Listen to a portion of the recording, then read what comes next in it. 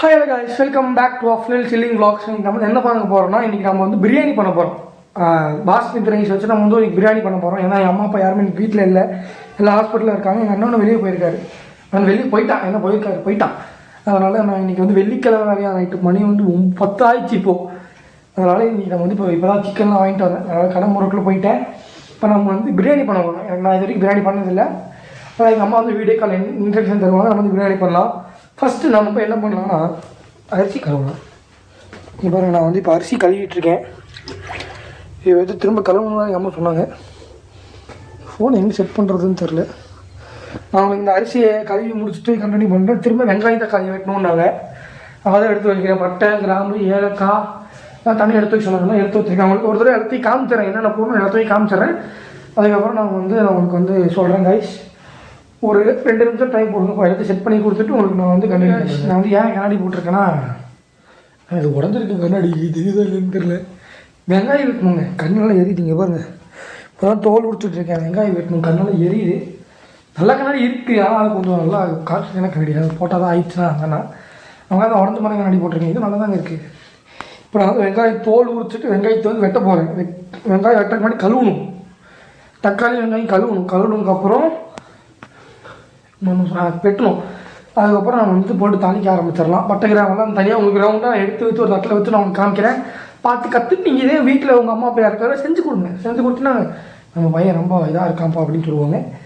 நம்ம செஞ்சு கொடுக்கணும். நான் அவங்கள்ட்டே காசு வாங்கி செய்யக்கூடாது. நம்ம காசு போட்டு தக்காளியெல்லாம் வாங்கி நம்ம செய்யணும். அதனால் கேட்கலாம், அப்போ நீ மட்டும் எனக்கு காசு கொடுத்தா நான் வாங்கினேன். ஆமாம், எங்கள் அம்மாவோட காசு எடுத்துகிட்டு போய் நான் வாங்கி நான் வந்து இப்போ செய்கிறேன். நான் தானே காசு எடுத்துகிட்டு போனேன். இப்போ நான் தானே வாங்கின மாதிரி கணக்கு வரும். ஆனால் எங்கள் அம்மாட்ட நீ சொல்லலை அவங்க காசு தான் எடுத்துகிட்டு போகணுன்னு.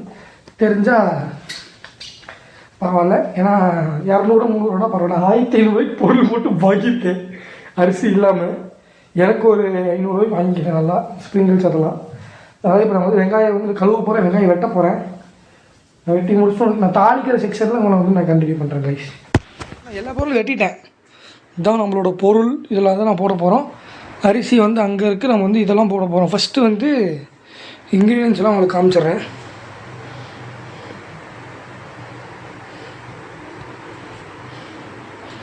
அது என்ன, இப்போ நம்ம வந்து ஃபஸ்ட்டு வந்து அடுப்பு ஆன் பண்ணிடலாம். அப்புறம் சில்லிக்கு வந்து இங்கே இருக்குது சிக்கன் தனியாக. அதனால் நான் வந்து இந்த கேமரா செட் பண்ணுறதுக்கு ஒரு ட்ரைபாடு தேடினேன். எனக்கு கிடைக்கவே இல்லை. ட்ரைபாடு இருக்கேன். ட்ரைபாடுக்கு மேலே மாட்டுறது இது இல்லை. ஃபோன் ஹோல்டர் மாதிரி அதை மாட்டுறது அது காணும். நானும் ஒரு 10 வருஷமாக தேடிட்டு இருக்கேன். அது காணும். அது புதுசாக வாங்கியிருக்கலாம் உங்களுக்கு. நம்ம வந்து அடுப்பை பற்ற வைக்க போகிறோம். பிஸ்மில்லா. ஒரே பத்தில் பற்றிக்கிச்சு வரணுங்க.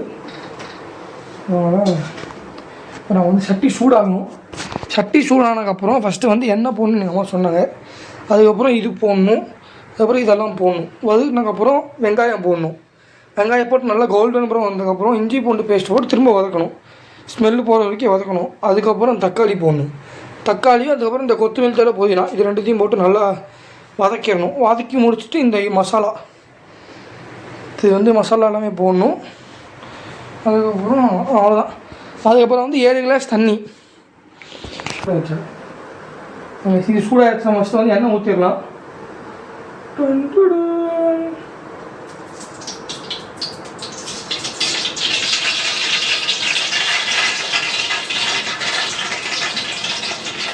வேஸ்ட் பண்ணக்கூடாது.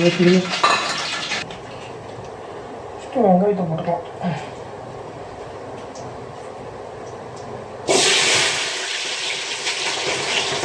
Don't try this at home.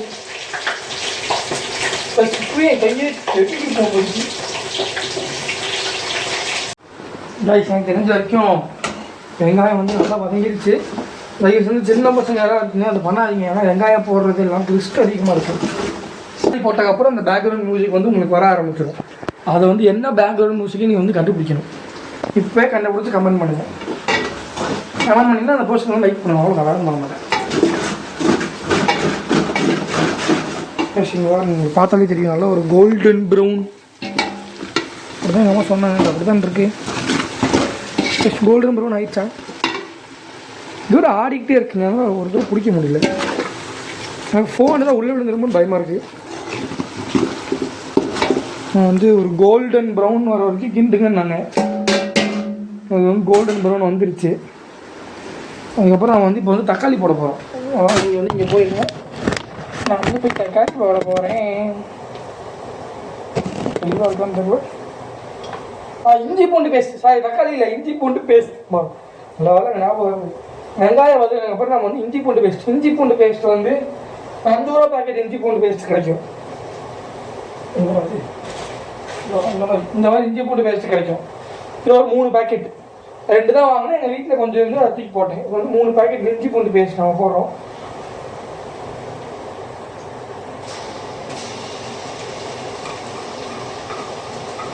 கை சுத்த மொத்தமாக இருக்க நம்ம தான் அப்படி போடுறேன்.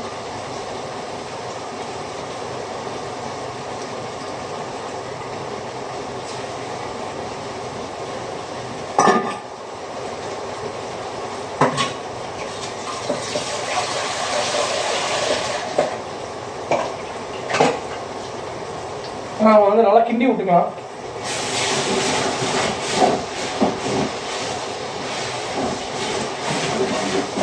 இப்போ வந்து ஒரு ஸ்மெல்லு வரல. ஆரம்பத்தில் ஒரு மாதிரி பத்தி ஸ்மெல்லு வந்துச்சு. இப்போது ஆரம்பத்தில் இப்போ அதுவும் வரும். அதனால் அந்த ஸ்மெல், அந்த பச்சை ஸ்மெல் போகணும் அப்படின்னு சொன்னாங்க. அது போனதுக்கப்புறம் நம்ம வந்து தக்காளி போட்டுருவோம். தக்காளி போட்டதுக்கப்புறம் தான் நம்ம பேக்ரவுண்ட் மியூசிக் ஆரம்பிக்கும். ஏன் அந்த பேக்ரவுண்ட் மியூசிக் நான் இவ்வளோ ஹைட் தரேன்னா அதுக்கு ஒரு காரணம் இருக்குது.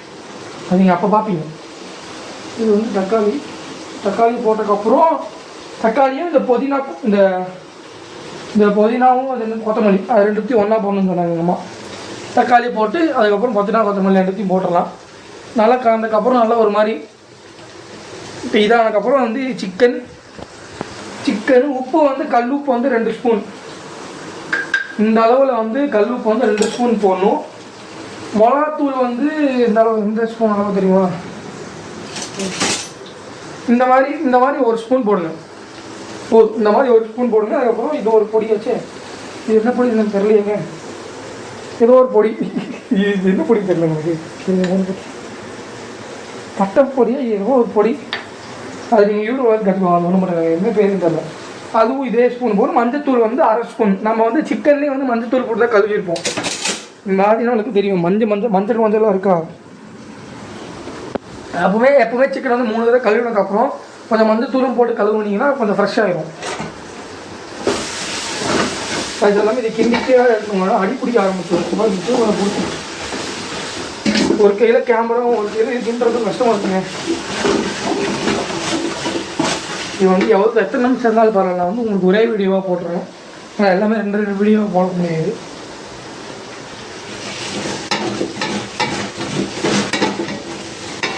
சரி, அது நவுந்து போகுதுங்க. ஒரு இதுலையும் இப்படி பிடிச்சி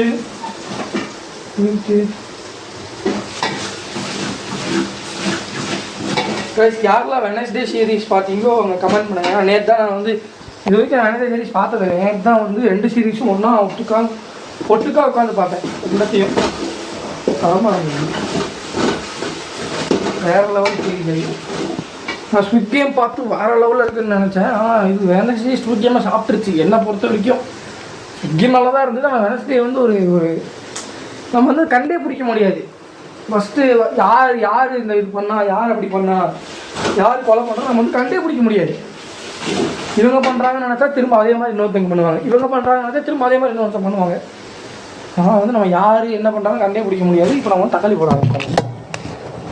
அதனாலே செம்ம சீரியஸுங்க. உட்காந்து நேற்று எத்தனை மணிக்கு தூங்கினா, நேற்று ஒரு 10 மணிக்கு நம்ம ஆரம்பிச்சேன்னு நினைக்கிறேன். ஃபஸ்ட்டு சீரீஸ்லேருந்து ஆரம்பித்து தக்காளி போடலாம் ஆரம்பித்து நான் அடுத்த நாள் காலையில், அதாவது இன்னைக்கு காலையில் ஒரு 5 மணிக்கு தான் முடித்தேன். மொத்தமாக பார்த்து முடிச்சது 5 மணிக்கு தான் முடித்தேன். ஏன்னா நமக்கு 2 சீரீஸும் உட்காந்து பார்த்தே ஆகணும்னு உட்காந்து பார்த்தேன். அம்மா எப்போ தூங்குனீங்கன்னு கேட்டீங்கன்னா காலையில் 7 மணிக்கு தூங்குனீங்க. நான் வந்து ஹாஸ்பிட்டலுக்கு போக வேண்டியதுங்க. தூங்கினால ஹாஸ்பிட்டலுக்கு போகல. எந்திரிச்சு தொழுகு, நான் வெஜிக்கிழமை வேறையா, நான் தொழுகிட்டு திரும்ப வந்து தூங்கிட்டேன். திரும்ப ஹாஸ்பிட்டலுக்கு போகலான்னு பார்த்தேன். நான் திரும்ப வந்து தூங்கிட்டேன். நாளைக்கு வந்து பிரியாணியோட கொஞ்சம் நம்ம சர்ப்ரைஸ் பண்ணோம்.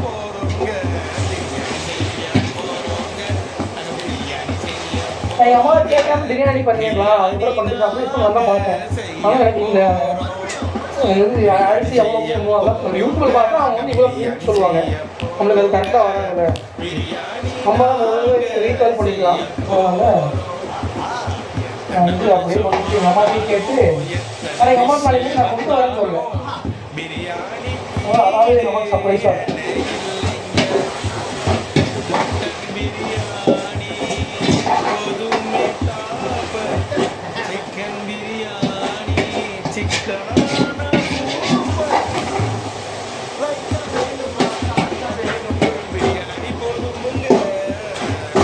பிரியாணி டைம் ஆயிடுச்சு. பிரியாணி பாருங்க புளிச்சோட ஆயிடுச்சுன்னு நினைக்கிறேன்.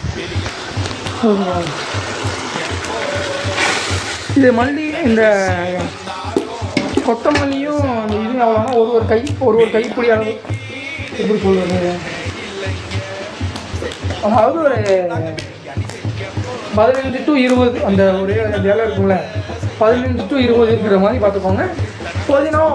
புதினாவும் 15 to 20 கட்டு. புதினா பிச்சு தான் போடுவோம்.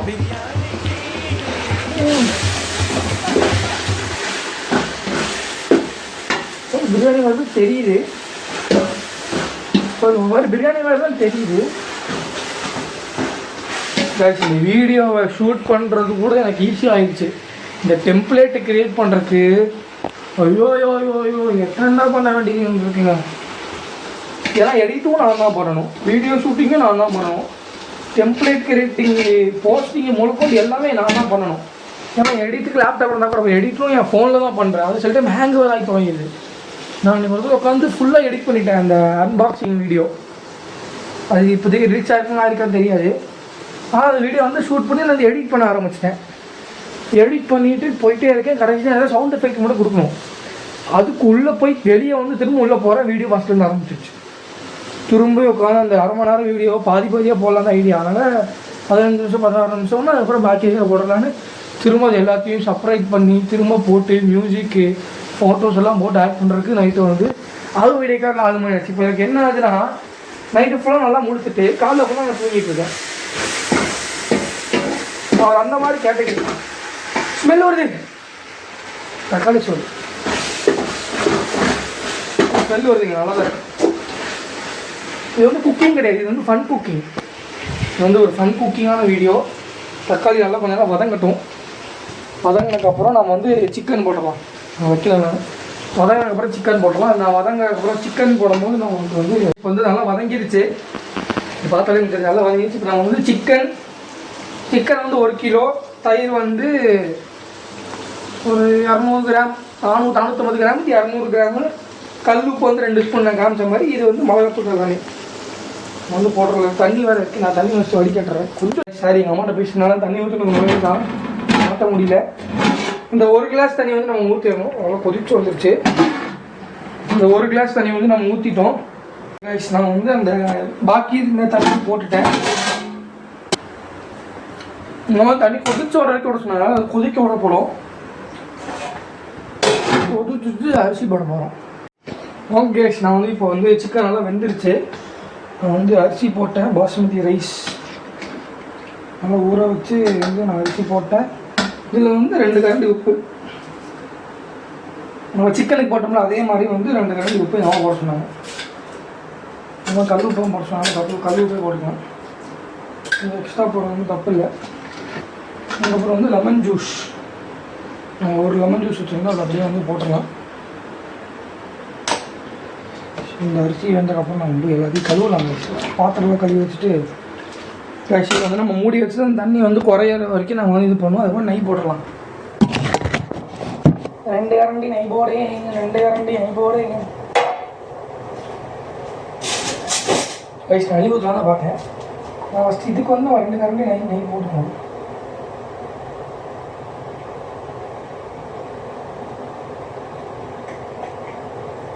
இந்த நெய் தான் போடணும் கிடையாது. இந்த நெய் வேணால் போட்டுக்கலாங்க. மணி வந்து இப்போ வந்து 1 ஆயிடுச்சு. அங்கே பாருங்க, மணி வந்து 1 மணி ஆயிடுச்சு. நைட்டு 1 மணி, விடியக்காக 1 மணி ஆயிடுச்சு. இங்கே பார்க்க போகிறீங்க கேஸ். இங்கே பாருங்க, எனக்கே ஒரு மாதிரி பெருமையாக இருக்குங்க. அது கிட்ட போகிற 1 நிமிஷம் இருக்குங்க. ஃபோனை செக் பண்ணிக்கிட்டு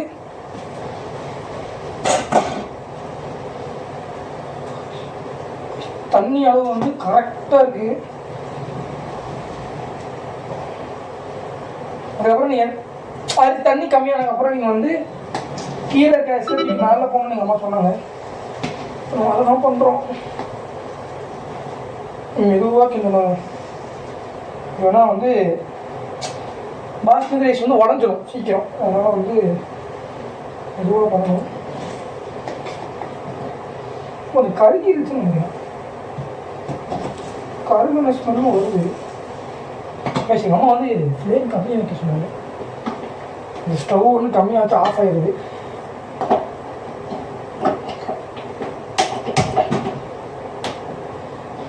ப்ளஸ் ஸோ அரிசி போட்டதுக்கப்புறம் ஃப்ளேம் கம்மியாக வச்சுக்கோங்க. அதை மறந்துட்டேன். பரவாயில்ல, எனக்கு கரெக்டாக குக் ஆகிருக்கு.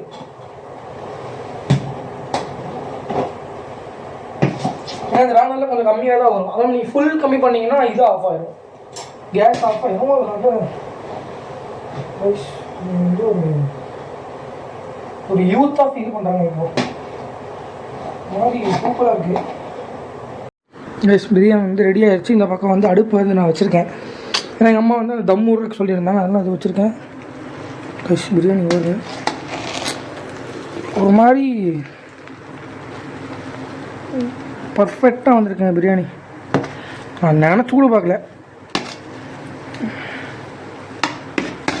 இன்னும் கொஞ்சம் தண்ணி இருக்குது, இன்னும் கொஞ்சம் தண்ணி வேணால் இருக்குது.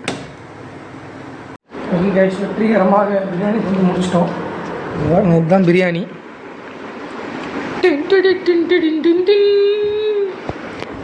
வந்து செம்மையாக இருக்கு. ரைஸ் மட்டும் தான் கொஞ்சம் வேகலை.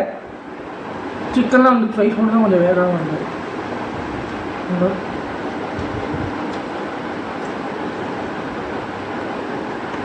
அந்த சிக்கன் ரைஸ் மட்டும் தான் கொஞ்சம் வேகலை. சிக்கனால வந்துருச்சு. ரைஸ் மட்டும் வேகலையா பர்ஃபெக்டாக பிரியாணி செஞ்சு முடிச்சாச்சு. பர்ஃபெக்ட் இல்லை, ரைஸ் மட்டும் கொஞ்சம் வேகலை. மற்றபடி சிக்கன்லாம் வந்து செம்ம சாஃப்ட். வரும் ரைஸ். உங்களுக்கு இன்னும் ஒரு புது வீடியோ நான் சந்திக்கிறேன் guys. Until bye then. அஃப்லல் அண்ட் அஃப்லல் சிட்டிங் பாக்ஸ் மறக்காம சப்ஸ்கிரைப் பண்ணிக்கணும், லைக் பண்ணுங்கள், ஷேர் பண்ணுங்கள், கமெண்ட் பண்ணுங்கள். Bye guys, peace out. guys, நான் ஒரு முக்கியமான விஷயத்தை மறந்துட்டேன் guys. பச்சை மிளகா போட மறந்துட்டேன் guys. பிரியாணியில் எல்லாமே போட்டேன், பச்சை மிளகா போட மறந்துட்டேன். அது ஏன் இப்போ எனக்கு இப்போ ஞாபகம் வருதுன்னா, இப்போ அதுக்கப்புறம் எடிட் பண்ண போகிறேன். இப்போ வந்து மணி வந்து 1:30 ஆயிடுச்சு நைட்டு. இப்போ எடிட் பண்ண போகிறேன் நான்.